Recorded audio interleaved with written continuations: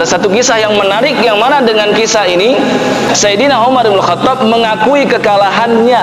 Kalau bersaing amal soleh dengan Abu Bakar, pasti dia selalu kalah.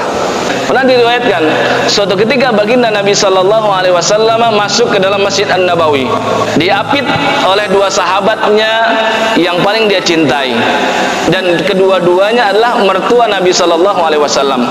Yang satu Abu Bakar memberikan putrinya Aisyah, jadilah beliau mertuanya Nabi Sallallahu Alaihi Wasallam. Yang di sebelah kirinya adalah Umar bin Khattab, memberikan putrinya yang bernama Hafsah radhiyallahu taala anha, jadilah beliau juga mertua Nabi Sallallahu Alaihi Wasallam. Masuk bertiga ke dalam masjid. Sampai di dalam masjid melihat Sayyidina Abdullah bin Mas'ud radhiyallahu taala anhu. Beliau itu adalah seseorang yang seandainya betisnya yang tipis dan kecil itu dibandingkan dengan gunung Uhud, ditimbang di mizan nanti yaumil qiyamah, kata Nabi SAW, lebih berat betisnya Sayyidina Abdullah bin Mas'ud. Dia naik ke atas pohon, tersingkap kakinya dan kelihatan kurus. Para sahabat menertawakannya. Nabi SAW saat itu bersumpah, demi Allah, seandainya kakinya Abdullah bin Mas'ud ini ditimbang dengan Jabal Uhud nanti yaumul qiyamah, mana lebih berat? Betisnya Abdullah bin Mas'ud. Artinya apa? Ini orang kualitasnya bukan kaleng-kaleng. Ini adalah sahabat Nabi yang sangat banyak amal solehnya. Ketika bertiga masuk ke dalam Masjid Nabawi, menemukan Ibnu Mas'ud sedang sholat, dan yang dia baca adalah surah An-Nisa. Kemudian sampai di ayat yang ke-100 dia hentikan bacaannya dan masih dalam kondisi berdiri, dia berdoa kepada Allah Subhanahu wa taala. Maka ketika dia berdoa, Nabi sallallahu alaihi wasallam bersabda, "Sal tu'tah, sal tu'tah." Didengar oleh kedua sahabatnya. Nabi katakan, "Sal, minta terus, tu'tah, pasti kamu diberikan. Minta terus, pasti kamu diberikan." Maka dua sahabat ini penasaran dengan isi doanya Abdullah bin Mas'ud, karena Nabi sudah menjamin doanya pasti dikabulkan.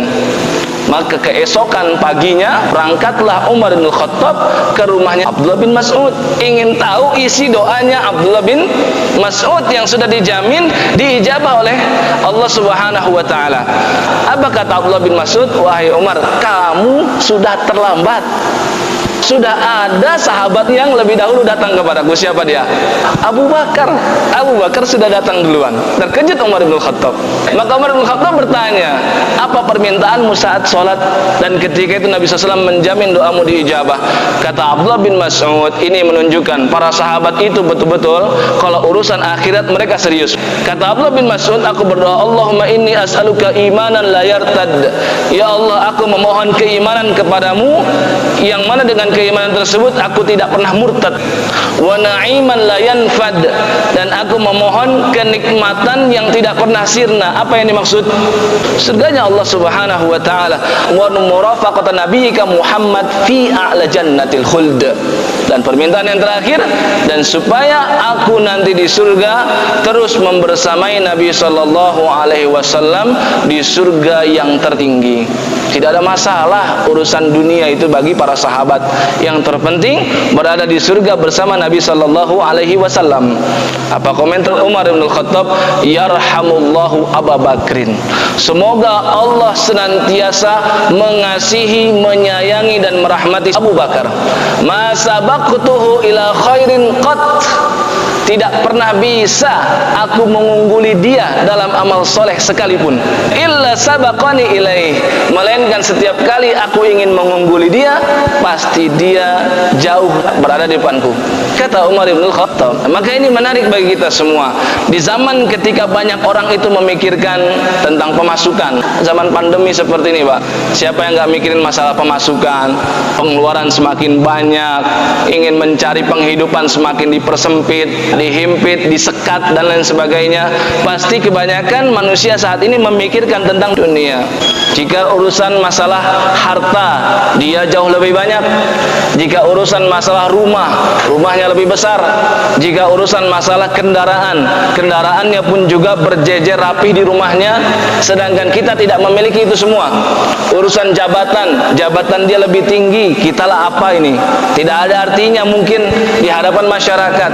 Maka maka orang-orang ini telah mengungguli kita dalam perkara dunia, maka tidak perlu kita pusing, tidak perlu baper, tidak perlu memikirkan dan gundah gulana begitu panjang.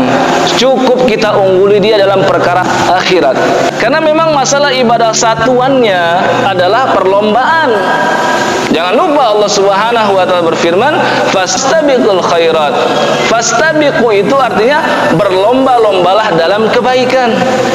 Jadi kebaikan itu satuannya adalah perlombaan. Dan kita tahu yang namanya perlombaan itu selalu ada persaingan. Dan masing-masing di antara kita ingin menjadi yang terdepan. Betul? Maka tetap ingat, idza ra'aitar rajula yunafisuka fi ad-dunya. Jika seseorang yang kamu kenal dia mengungguli dirimu dalam perkara dunia, fanafishu fil akhirah. Maka unggulilah dia dalam perkara akhirat.